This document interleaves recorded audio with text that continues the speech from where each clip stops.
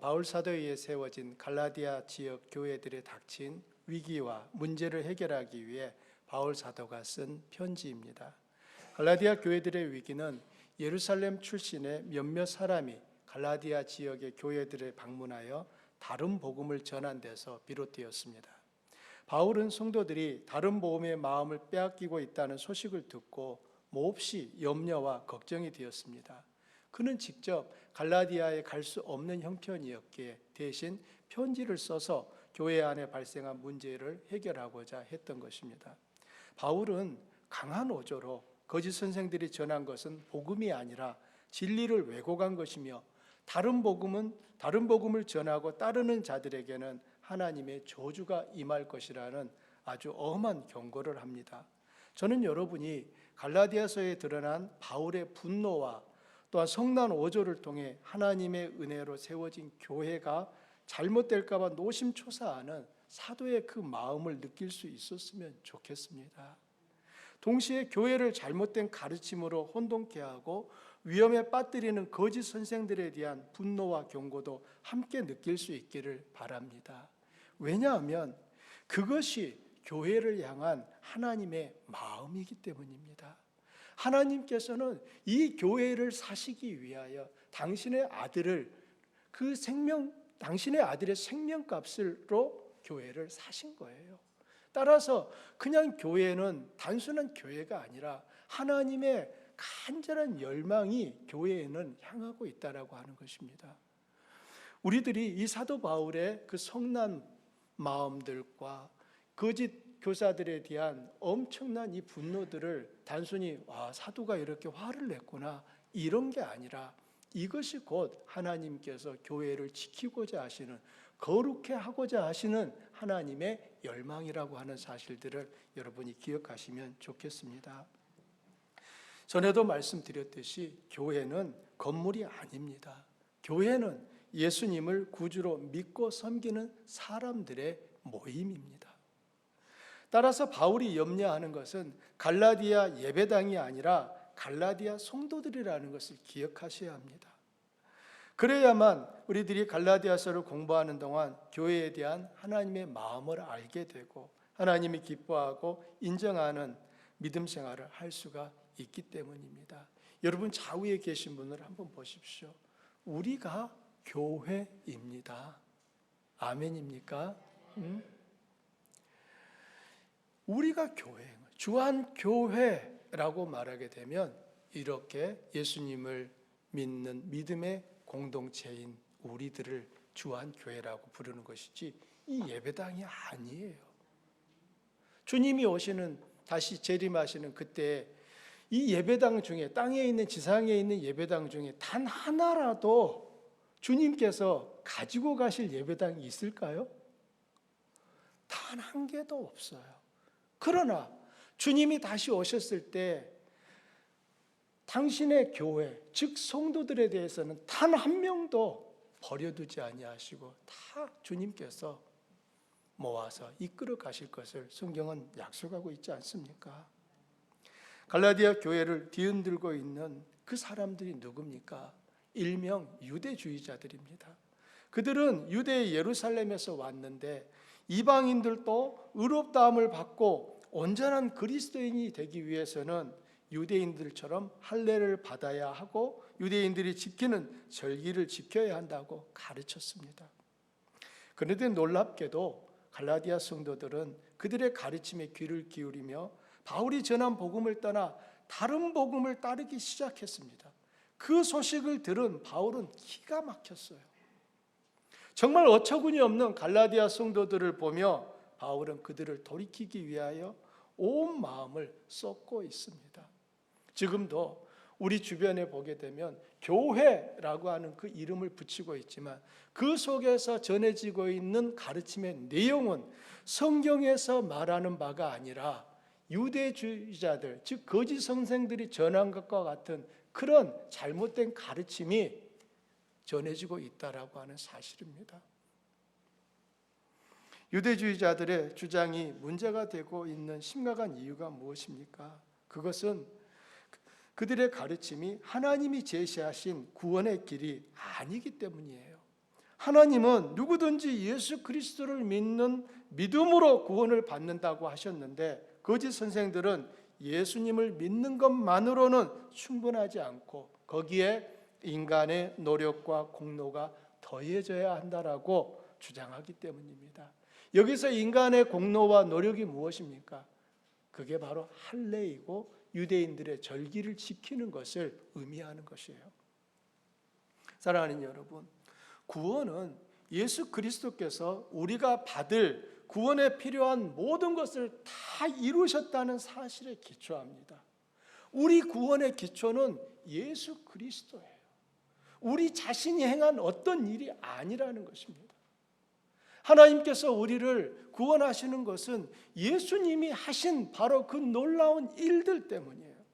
복음은 예수님이 누구시며 그분이 무슨 일을 하셨으며 그리고 예수님이 하신 일을 믿는 사람들에게 하나님이 약속하신 것이 무엇인지를 담고 있는 기쁜 소식이라는 의미입니다.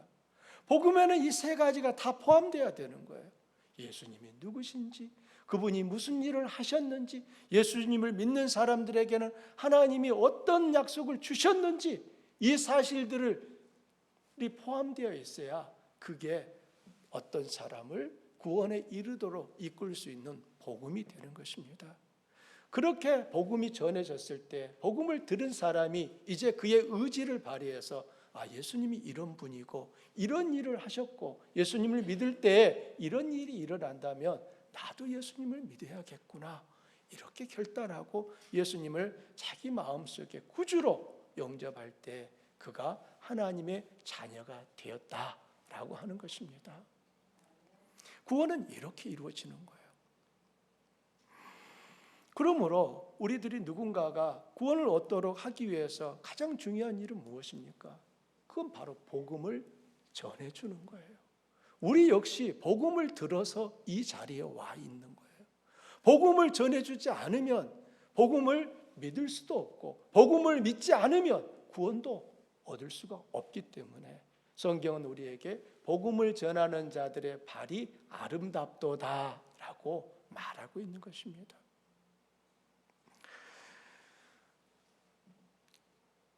복음을 들은 사람들이 스스로 예수님을 믿기로 결단하고 예수님을 그들의 마음의 구주로 받아들이게 되면 하나님이 약속하신 구원이 이제 이루어지는 것입니다.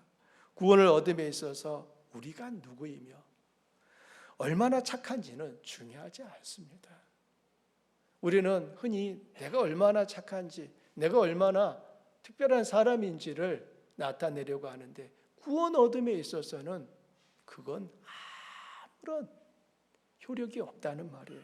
왜냐하면 구원은 사람의 착함 정도에 따라 얻는 것이 아니기 때문입니다. 세상 기준으로 볼 때 아무리 착한 사람이라 할지라도 그 선함이 하나님이 제시하신 기준에 이르지 못합니다. 이사야 선지자는 사람의 의는 하나님 앞에서는 누더기에 불과하다라고 말을 하고 있습니다.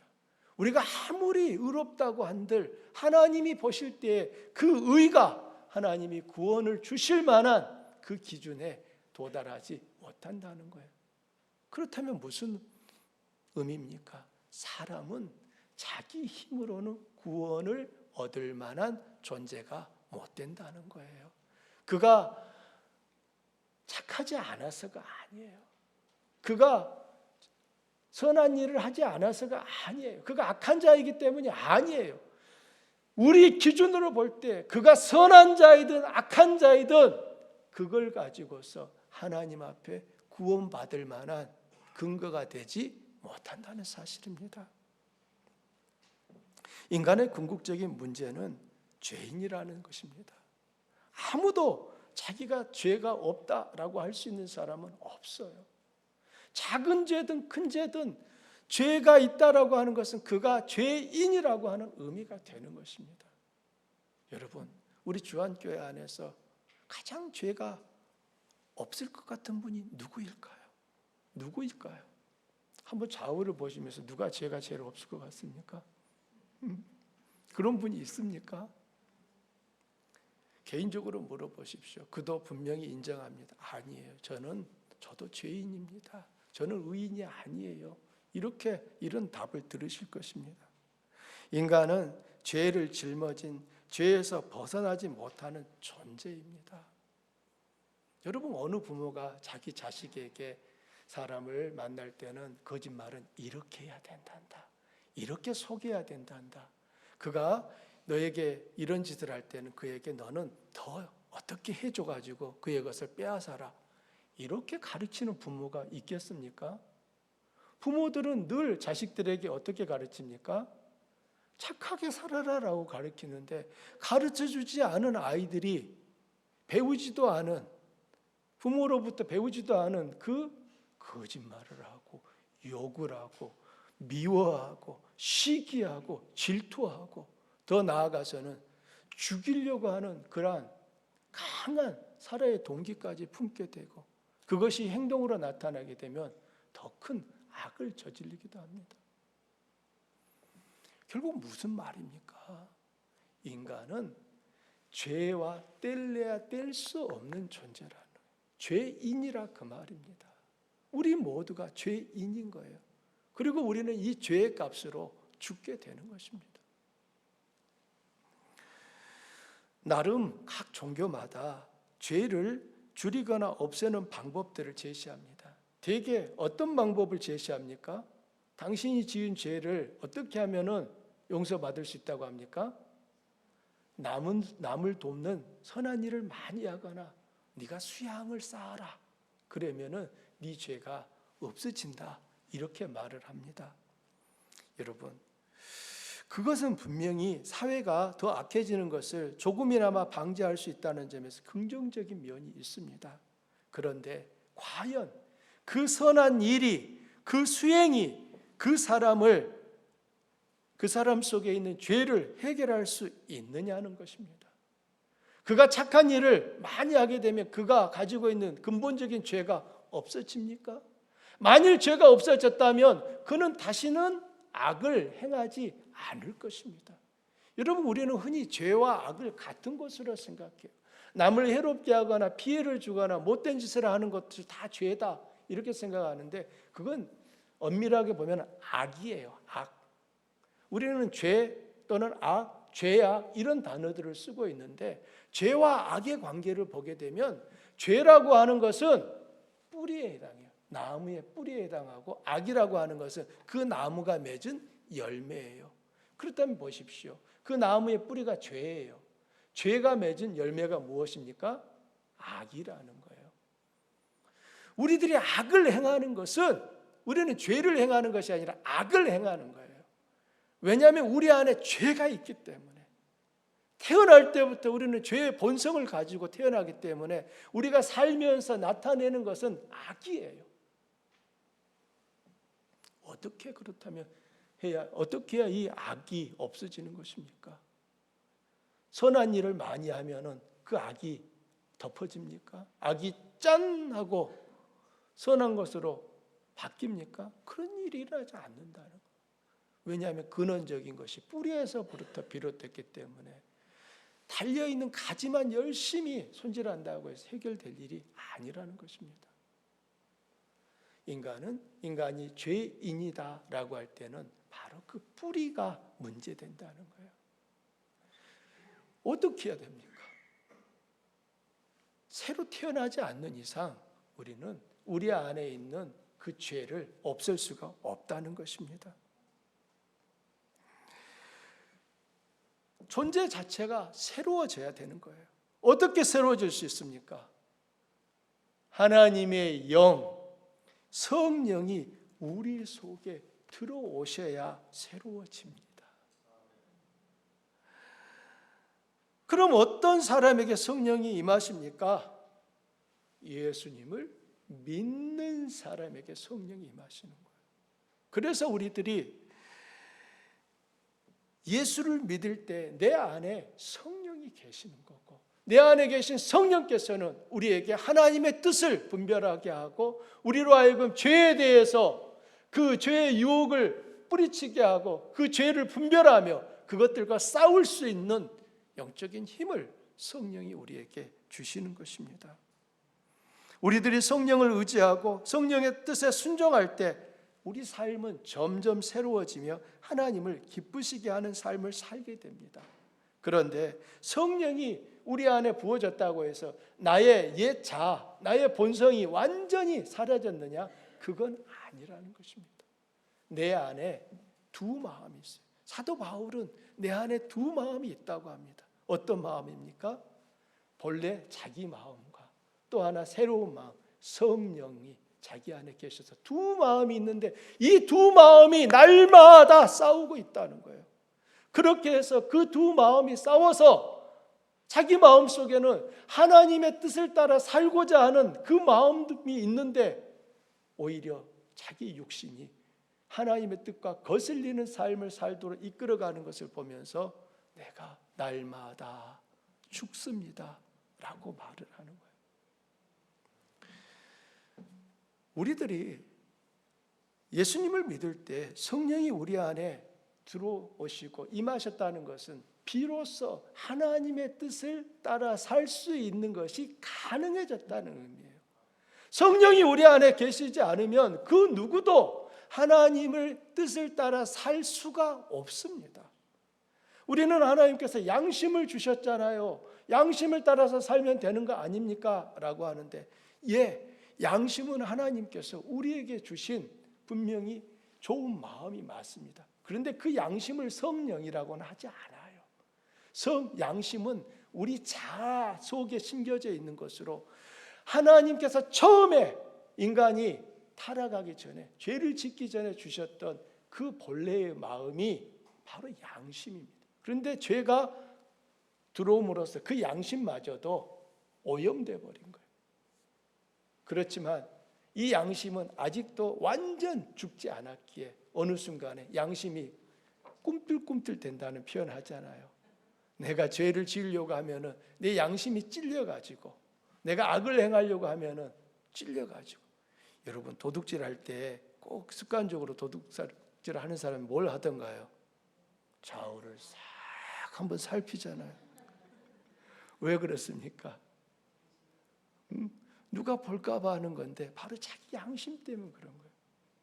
그래서 양심에 화인 맞았다라고 하는 것은 그 남이 누가 볼까 봐 보는 것도 없이 그냥 나쁜 짓을 한다. 그게 바로 양심이 화인 맞았다는 거예요. 양심 자체가 불화살을 맞아서 더 이상 기능을 못 해버리는 거예요. 이러면 이제 정말 이 세상에서는 정말로 존재하지 않으면 더 유익한 사람으로 기억되게 되는 것이죠. 양심이 성령은 아니에요.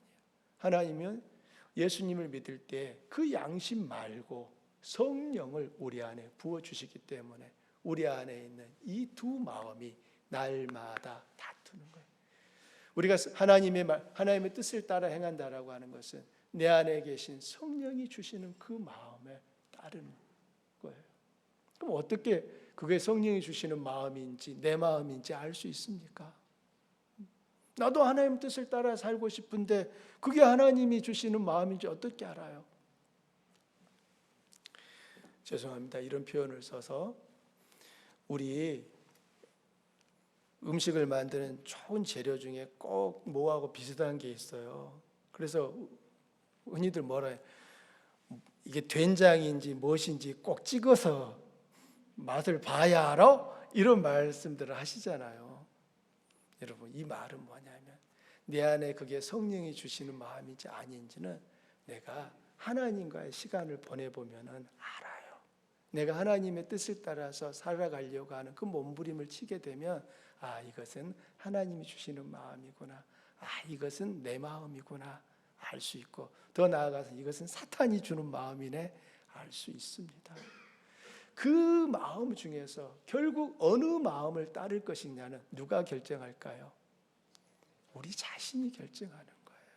성령이 주시는 마음에 따를 것인지 내 마음에 따를 것인지 사탄이 기뻐하는 그것을 따라 행할 것인지 내가 결정하는 거예요. 여러분 우리는 죄의 유혹을 받습니다. 그렇지만 그 죄를 짓는 자는 누구입니까? 우리 자신인 거예요. 결코 죄의 유혹이 죄를 짓게 하는 게 아니에요. 죄는 단지 우리를 유혹해요. 하지만 그 유혹에 반응하는 것은 누구의 의지입니까? 나의 의지인 거예요. 그러므로 어떤 죄악을 행했을 때 그 책임 누구에게 있는 것입니까? 나에게 있는 거예요. 이런 사실들은 결국 우리가 그 누구도 나는 죄가 없습니다, 나는 죄하고는 정말 상관없는 사람입니다, 이렇게 말하지 못한다는 것입니다. 분명한 사실은 예수님을 진실로 믿는 사람이 하나님의 자녀라는 것입니다. 하나님의 자녀가 되는 기준은 선행의 정도가 아니라 예수님을 믿는 믿음입니다. 그래서 구원에 있어 가장 중요한 것은 예수님을 믿는 것이며 자신을 예수님께 의탁하는 것입니다. 어떤 사람도 자기 힘으로 구원 얻지 못합니다. 우리 안에 성령이 계시면 하나님의 뜻을 알게 되고 행할 수 있습니다. 성령님은 하나님의 뜻을 행하도록 이끄십니다. 그 사람이 성령께 순종하고 그 뜻을 행하는 것을 기뻐할 때 성령의 열매가 삶 속에 나타나게 되는 것이고, 그것을 보시며 하나님께서는 우리를 기뻐하시고 우리의 이웃들은 예수 그리스도의 빛을 보게 되는 것입니다. 내 안에 계신 성령님께서 하나님의 뜻을 늘 나타내시는데도 그것을 무시하고 내 뜻대로 살아가게 된다면 그는 비록 나는 예수님을 믿어요 라고 말은 할 수 있을지 몰라도 그의 삶은 하나님께서 기쁘시게 받으시거나 또 다른 누군가에게 하나님을 나타내 보여줄 만한 삶이 되지 못한다는 것입니다. 거짓 교사들은 마치 자기 힘으로 구원을 얻을 수 있는 것처럼 지금 말하고 있습니다. 당신이 예수님을 믿어도 할례를 받고 유대인의 율법을 지켜야 한다는 거예요. 거짓 선생들은 갈라디아 교회의 성도들에게 그런 자신들의 주장을 믿게 하려고 바울이 전한 복음에 대한 신뢰를 떨어뜨리는 일을 했습니다. 그들은 바울의 사도직에 이의를 제기했고 바울은 예수님에 의해 사도로 부름받은 적이 없다고 주장했으며 바울이 전한 복음은 예루살렘에 있는 사도들이 전한 것과 같지 않다고 말했습니다.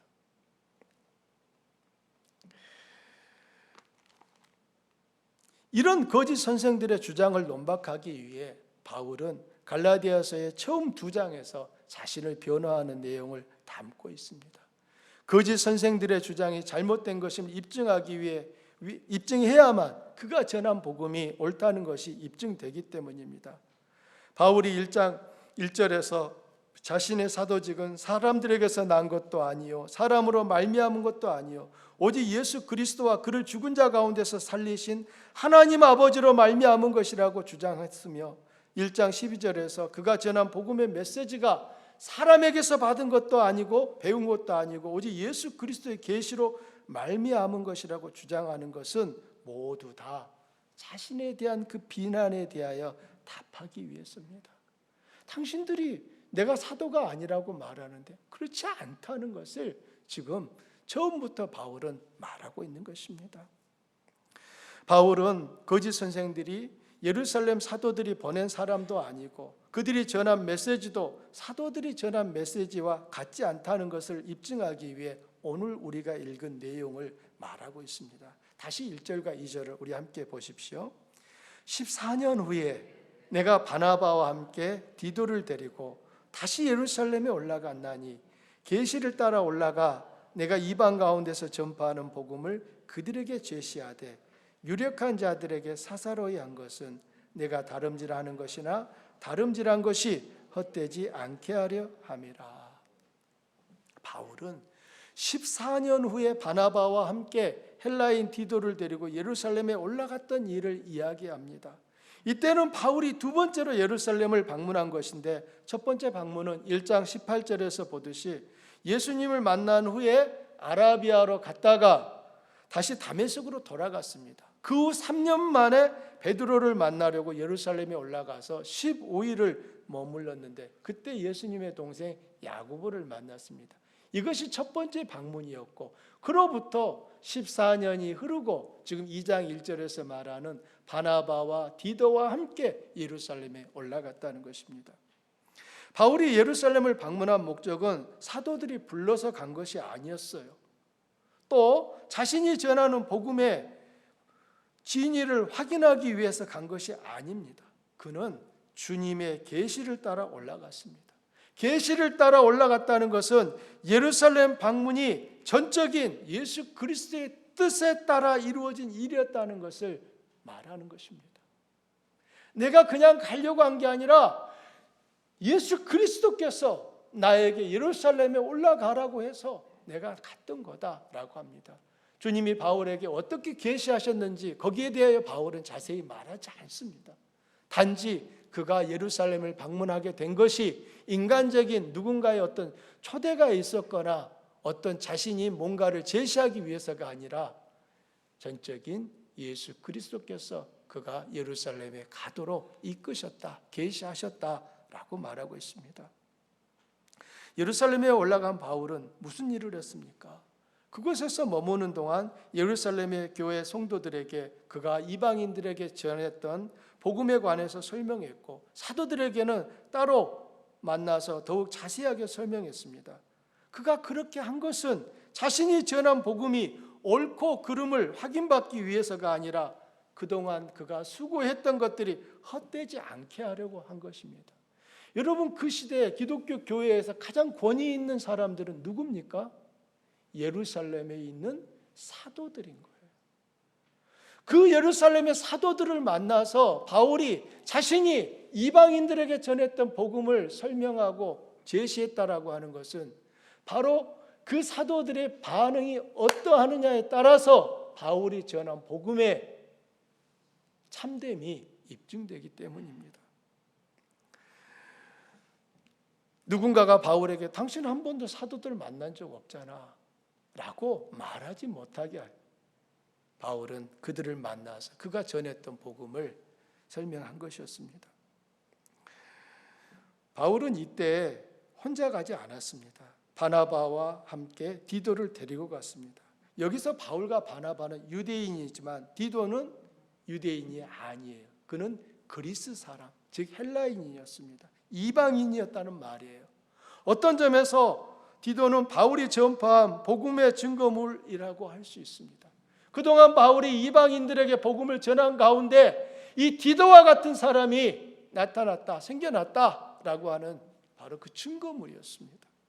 바울은 3절에서 헬라인 디도가 할례를 받지 않았다는 사실을 강조합니다. 3절도 함께 읽어보십시오. 그러나 나와 함께 있는 헬라인 디도까지도 억지로 할례를 받게 하지 아니하였으니. 자, 지금 이 말씀에 의하면 지금 디도는 할례를 받은 상태입니까? 안 받은 상태입니까? 받지 않았어요. 디도는 헬라인이고 율법이 명하는 할례를 받지 않았지만 그는 믿음으로 그리스도 안에서 한 형제가 되었습니다. 거짓 선생들은 갈라디아 성도들에게 예수님을 믿어도 할례를 받아야 한다고 가르쳤지만 바울은 디도에게 결코 할례를 요구하지 않았습니다. 디도는 단지 바울이 전한 복음을 듣고 예수님을 믿었습니다. 그 후에도 바울은 그에게 할례를 받도록 요구하지 않았을 뿐더러 예루살렘을 방문했을 때도 디도에게 할례를 강요하지 않았습니다. 왜냐하면 할례를 받아야 하나님의 백성이 되는 것이 아니기 때문이에요. 거짓 선생들과 바울의 가장 큰 논쟁점은 할례를 받아야 하느냐 안 받아야 하느냐였습니다. 왜 이 문제가 중요하냐면 유대인 출신의 기독교인들은 할례를 하나님의 백성이 되는 수단으로 인식하고 있었기 때문입니다. 당신이 할례를 받았어? 당신 하나님의 백성이 맞네. 이렇게 인식했고, 할례를 받지 않으면 당신은 하나님 백성이 아직은 아니네. 이렇게 인식했던 것입니다. 할례는 유대인의 조상인 아브라함이 하나님과 언약을 맺고 그 언약의 표시로 받았습니다. 그 후로 유대인은 할례를 받아야 하나님의 백성이 된다고 확신하고 있었습니다. 바울도 유대인이었기에 할례를 받았을까요? 안 받았을까요? 통상 할례는 남자 아기가 태어나고 나면 8일째 되는 날 그 부모들이 시행을 했습니다. 바울은 할례를 받았을까요? 안 받았을까요? 여러분, 바울의 원래 히브리식 이름이 뭡니까? 사울이잖아요. 여러분, 사울이 누굽니까? 이스라엘의 초대 왕이잖아요. 베냐민 지파예요. 즉, 이 사울의 부모들을 생각해 보십시오. 그들은 아들이 태어났어요. 아들의 이름을 뭘로 지어야 될까? 부모가 고민했을까요? 안 했을까요? 저는 지금도 어린 시절에 보면 왜 그렇게 제 주변에는 자자 들어가는 이름들이 많았는지, 영자야, 순자야, 뭐 말자야부터 해갖고, 또 어느 집으로 갔더니 순자를 붙여가지고 끝순이, 말순이 뭐 이렇게 붙여주시더라고요. 심지어 뭐라고 했느냐, 똥개도 있더라고요. 똥개. 왜 그렇게 지었대요? 모른대요. 자기도 부모가 지어줬는데 왜? 그 당시에 이름을 그렇게 험하게 지어주면은 병들지 않고 오래 산다라고 하는 그런 인식이 있어서 자식의 이름을 막 그렇게 지어주신 거예요. 사울의 부모들이 이 아이의 이름을 지을 때 뭘로 지을까다. 에이, 그냥 사울이라고 하자. 이렇게 했을까요? 여러분, 자식의 이름에는 부모들의 기대와 열망이 담겨 있잖아요. 제가 앞에서 말씀드린 분들은 자식의 이름을 진지하게 고민을 안 하셨던 것 같아요. 그냥 오래만 살면 좋겠다, 그 마음속에서 지어주셨지만, 저도 저희 아이 이름을 지을 때 고민을 했고요. 물론 제가 짓지는 않았습니다. 저희 할아버지가, 아이들의 할아버지가 지었지만, 나중에 저도 저희 아이들을 통하여 태어나는 손자들에게 대해서, 손주들에 대해서 이름을 지을 때 아무렇게나 지어주지는 않을 거예요. 사울의 부모들은 태어난 아이를 보면서 이 아이가 이스라엘의 초대 왕이었던 사울처럼 하나님 앞에 정말 존귀한 자가 되면 좋겠다, 그런 의미가 있었을 거예요. 왜냐하면 사울이라고 하는 그 이름의 뜻 자체가 위대한 자라고 하는 의미가 있기 때문이에요.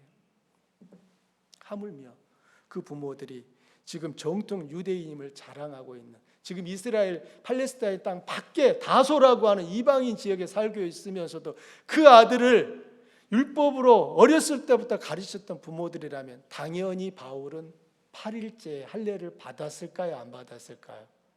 받았다는 것이 합리적인 추론입니다. 우리가 바울을 벗겨보지 않았어도 바울은 분명히 할례의 흔적이 있었을 거예요. 그런 바울이 자기는 할례를 받았으면서도 디도에게는 할례를 받으라고 말하지 않았다는 것, 요구하지 않았다는 부분이 중요합니다. 바울은 할례가, 이 할례의 유무에 따라 하나님의 백성이 되는 게 아니라는 것을 알고 있었어요. 그럼 무엇이 하나님의 백성의 유무를 결정하느냐? 그건 바로 예수 그리스도를 믿는 믿음이었다는 거예요. 디도가 예수님을 믿었기 때문에 그걸로 됐다. 당신 유대인들처럼 할례 받지 않아도 이미 하나님의 백성이다, 하나님의 자녀가 됐다라고 바울은 알았던 거예요. 그래서 더 이상 요구하지 않았습니다. 바울은 이런 복음의 비밀을 어떻게 알게 되었을까요? 우리가 알고 있는 것처럼 그는 핍박자였잖아요. 예수 믿는 사람들을 잡아서 죽였던 사람이잖아요. 그런 그가 다메섹에 있는 기독교인들을 잡으러 가는 그 길에서 빛 가운데 찾아오신 예수님을 만나게 되고 그의 눈이 멀어버립니다. 그는 앞을 보지도 못한 가운데 3일 동안 금식하면서 도대체 자기에게 일어난 이 일이 무엇인지 확인하고 싶어 했습니다. 빛 가운데 음성이 들렸어요. 사울아, 사울아, 네가 어찌하여 나를 박해하느냐? 사울이 대답합니다. 주여, 누구십니까? 나는 네가 박해하는 예수다. 얼마나 바울이 그 말을 듣고, 이때는 사울이었죠. 사울이 그 말을 듣고 놀랐을까요?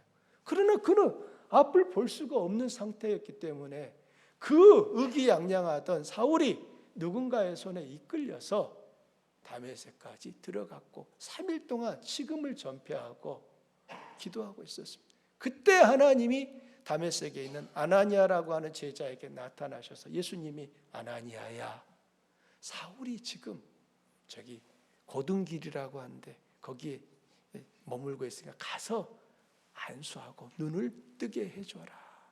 아나니아가 사울을 만나서 그에게 기도합니다. 보지 못했던 눈이 띄어지게 됩니다. 그제서야 사울은 알았습니다. 내가 그동안 정말 큰 잘못을 저질렀구나. 나는 하나님을 위해서 한다고 했는데 정작 하나님의 뜻과 반대되는 일을 하고 있었구나.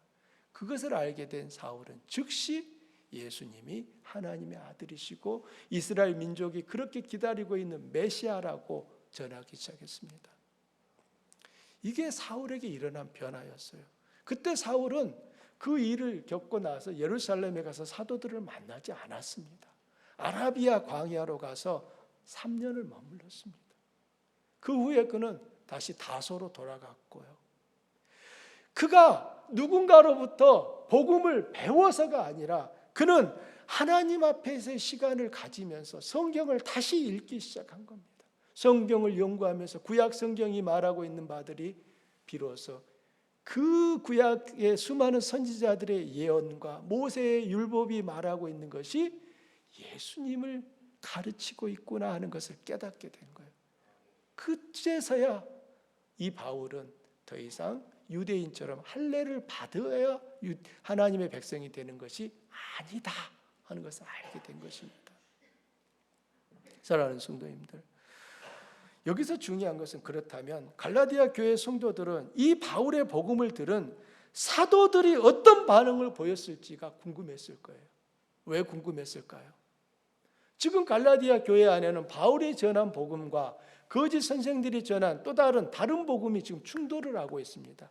이 사이에서 갈라디아 성도들은 누가 전한 것이 바른 것인가에 대해서 분별을 하고 싶었을 거예요.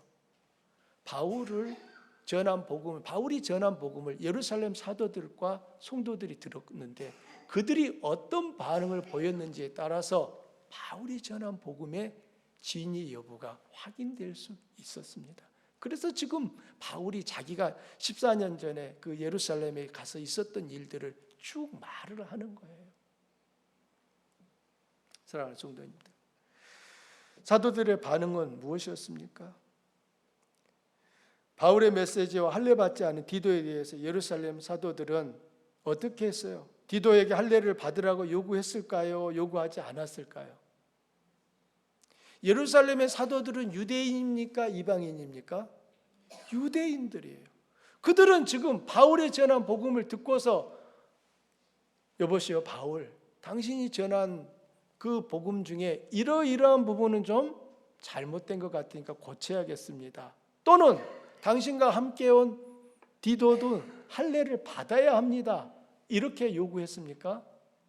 그렇지 않았다는 거예요. 6절부터 9절에서 바울은 그 예루살렘 사도들을 만났을 때 그들의 반응을 이야기하고 있습니다. 여러분 함께 읽어보실까요? 6절부터 읽어봅니다.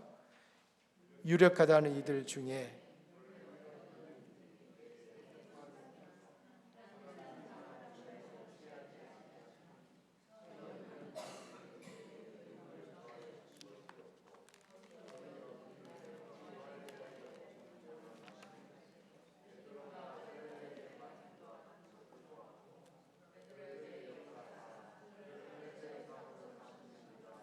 또한 내게 역사하사 나를 이방인의 사도로 삼으셨느니라. 또 기둥같이 여기는 야고보와 게바와 요한도 내게 주신 은혜를 알므로 나와 바나바에게 친교의 악수를 하였으니 우리는 이방인에게로 그들은 할례자에게로 가게 하려 함이라. 아멘. 바울은 2절과 6절에서 예루살렘에서 유력한 자들을 만나 자신이 전한 복음을 그들에게 설명했다고 말했습니다.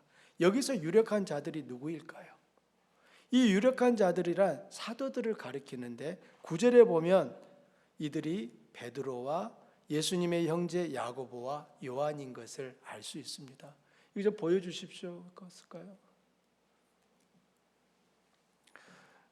이 세 사람은 예루살렘 교회 안에서 기둥같이 여겨졌는데 그들은 바울의 복음을 듣고서도 아무런 이의를 제기하거나 무엇인가를 덧붙이지 않았습니다.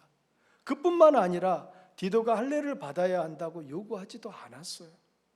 디도가 할례를 요구받지 않았다면 그리스도를 따르는 이방인은 누구라도 할례를 받을 필요가 없다는 것을 의미합니다. 기둥같이 여기는 예루살렘의 사도들이 그렇게 한 이유가 무엇입니까?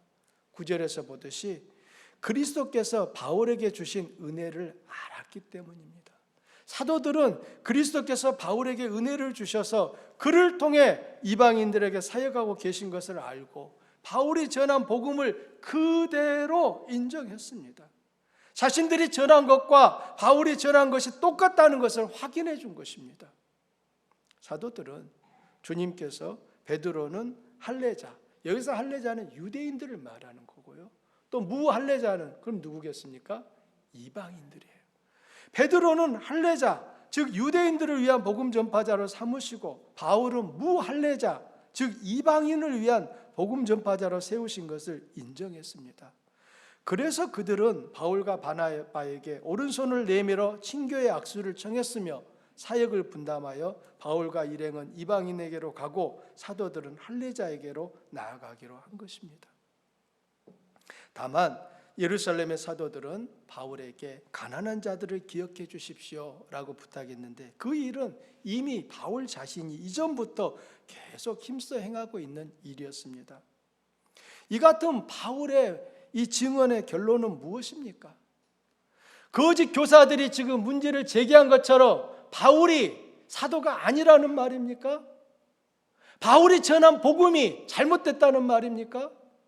아니라는 것을 지금 바울은 이렇게 사도들과의 만남을 통하여 그가 제시했던 복음에 대하여 사도들이 어떻게 반응했는지를 설명하면서 바울 자신이 갈라디아에 전한 복음이 바로 참 복음이다 라고 하는 것을 말하고 있는 것입니다. 그렇다면 오늘 본문으로부터 우리는 무엇을 적용하면 좋을까요? 첫째는 바울이 계시를 따라 예루살렘으로 올라갔다는 사실은 그리스도께서는 우리가 의견 충돌을 회피하지 않길 원하신다는 것을 가르쳐 줍니다. 교회 안에서든지 교회 밖에서든지 어떤 사람이 잘못하고 있거나 잘못된 것을 주장한다면 우리는 그 사람에게 우리의 입장을 제시해야 한다는 것입니다. 서로의 의견을 제시할 때면 긴장감이 생길 수도 있고 감정을 상할 수도 있습니다. 이런 상황을 자연스러워하거나 즐거워할 사람은 많지 않을 거예요. 긴장감이 올라가고 감정이 상하다 보면 목소리도 커지잖아요. 그런데 우리들이 다툼을 일으키지 않으려고 잠잠하거나 그 상황을 피하기만 한다면 조용할 수는 있겠지만 그것이 근본적인 문제를 해결하는 방법은 아니라는 것을 기억하셔야 합니다. 성도들은 자신의 목소리가 커지고 감정이 상하는 것이 주님의 영광을 가리는 것이라고 염려합니다. 예, 맞습니다. 우리는 할 수 있는 대로 목소리를 다듬고 정말 차분하고 감정을 제어하면서 말하는 것이 필요합니다. 그러나 가끔씩 우리들의 어떤 목소리가 높아지는 그것 때문에 다른 사람들과 어떤 충돌하거나 갈등하는 것을 피하려고 하는 그 마음에 유혹을 받을 때가 있습니다. 내가 차라리 아무 말도 안 하면은 잠잠하니까 지나가겠지. 그러다 보면 분명히 말해야 하고 지켜야 할 선을 지키지 못할 때가 있습니다. 그런데 주님께서 바리새인과 종교 지도자들에게 어떻게 행하시는가를 기억해 보십시오. 사도들과 바울이 다른 복음을 전하며 하나님의 이름을 모욕하는 사람들에게 어떻게 행했는가를 떠올려 보십시오. 그들은 충돌을 피하지 않았습니다. 그것이 복음을 변호하고 주님 때문에 겪는 박해이고 고난이라면 도리어 기뻐하며 감옥에도 갇히고 억울하게 매를 맞기도 했습니다. 만일 예수님의 제자들이 침묵하고 잠잠했더라면 애매하게 당하는 고난을 피할 수 있을지도 모릅니다. 당시의 종교 지도자들은 이 사도들에게 매질을 하면서 뭐라고 했습니까? 다시는 예수의 이름으로 말하지 말라라고 했습니다. 그때에 이 사도들이 잠잠하고 침묵을 했더라면 더 이상의 매질을 당하는 일은 겪지 않았을 것입니다. 그러나 생명과 구원의 놀라운 역사 또한 일어나지 않았을 것도 분명합니다. 박해자와 핍박자들은 박해를 받으면서도 사도들과 제자들이 예수 그리스도에 대한 이 진리에 대하여 망설임 없이 선포하고 나타내는 것을 보면서 비로소 그들의 어두운 눈이 진리에 대하여 뜨이게 되고 그들 역시 예배자로 바뀌는 일들이 일어났습니다. 초대교회 당시에 수많은 성도들이 억울하게 죽임을 당했습니다. 무서운 짐승들에 의해 온몸이 갈갈이 찢기고 목이 잘리고 십자가에 처형되고 가마솥에 끓는 그 기름 가마솥에 던져지는 그 일을 당하면서도 끝까지 믿음을 지키는 모습을 보며 핍박자들이 하나님께로 돌아오는 일들이 수없이 일어났습니다. 여러분의 가정에서, 직장에서, 여러분 주변에 그리스도인이 많지 않은 그 상황에서 여러분이 믿음을 지켜가려면 그건 쉽지 않을 수 있어요.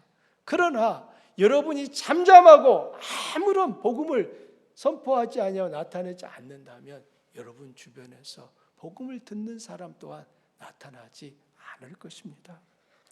두 번째는 어느 시대에나 복음을 변질시키려는 거짓 선생들이 있었으며 그들은 우리들 가까이에 있다는 것입니다. 사도들 시대에도 예수님이 승천하시고 2000년이 지난 기독교 역사의 시대마다 진리와 거짓의 싸움이 계속되고 있습니다. 어떤 사람에게는 진리 편에 서는 것이 뭐 그리 중요하냐, 그냥 인생 편하게 사는 것이 최고다라고 말합니다. 굳이 그렇게 살 이유가 있느냐라고 말합니다. 그런데 그것은 몰라서 하는 소리입니다. 진리는 영원한 생명과 연결되어 있습니다. 영원한 생명은 아무에게나 주어지지 않습니다. 진리를 따라 살아간 사람에게 주시는 하나님의 은총이고 결과입니다. 저는 우리 주한 가족들이 배움에 열심을 내는 것에 대해 감사드립니다. 그러나 여러분의 그 배우는 거기에만 안주하지 마시고 더욱 여러분을 진리 가운데 세우기에 힘쓰시기를 부탁드립니다. 목사님, 꼭 그렇게 해야 돼요? 네, 그렇게 안 해도 돼요. 그러나 그렇게 하시는 것이 우리들이 이 땅을 살아가면서 하나님 앞에 설 준비를 더 잘하는 것은 분명합니다. 바빠서 못해요. 너무 피곤해요. 일이 너무 많아요. 나름 핑계 있는 이유처럼 들리지만 정작 그 핑계로 인해 여러분이 모래 위에 집을 짓는 어리석은 자처럼 되지 않기를 바랍니다. 모래 위에 지은 집은 평소에는 아무 문제가 없고 괜찮아 보이지만 바람이 불고 홍수가 났을 때 어떻게 됐는가를 떠올려 보십시오. 여러분은 반석 위에 집을 짓고 있습니까? 아니면 모래 위에 집을 짓고 있습니까? 무엇을 하든 그것이 하나님의 영광과 연결이 되고 그것이 여러분의 영원한 생명에 유익이 되는 것을 하시기를 바랍니다. 그런 삶을 사는 사람만이 힘든 세상을 살면서도 결코 주저앉지 않고 승리의 열매를 거두기 때문입니다. 함께 기도하겠습니다. 오늘 바울은 자신이 사도들을 만났던 일들을 얘기합니다. 바울은 강한 어조로 거짓 교사들에 대하여 분노하며 이 갈라디아 교회가 바르게 서가기를 열망하고 있습니다. 이게 하나님의 마음이라고 말씀드렸습니다. 하나님께서는 우리가 이 시대를 살면서 믿음의 발걸음을 힘껏 내어디디며 나아가기를 기뻐하십니다.